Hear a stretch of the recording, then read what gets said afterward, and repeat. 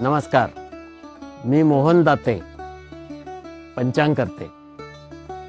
ब्रह्मदेवाने सृष्टीला चालना दिलेला दिवस म्हणजे चैत्र शुद्ध प्रतिपदा, यालाच आपण गुढीपाडवा असे संबोधतो।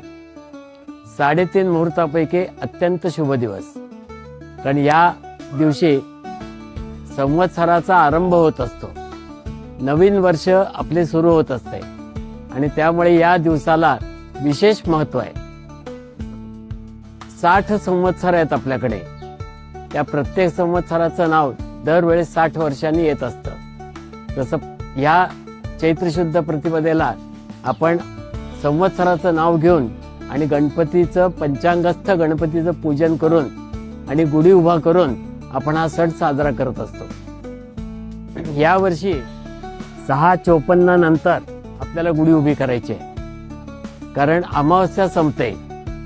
प्रतिपदेचा क्षय असल्यामुळे आपल्याला अमावस्या समाप्तीनंतर गुढी उभी करायची आहे। तेव्हा यावर्षी सर्वांनी लक्षात ठेवावं की सूर्योदयाला गुढी उभी न करता आपण 6:54 नंतर गुढी पूजन, पंचांगस्थ गणपती पूजन आणि गुढी उभारणे असे सगळे विधी आपल्याला करायचे आहेत।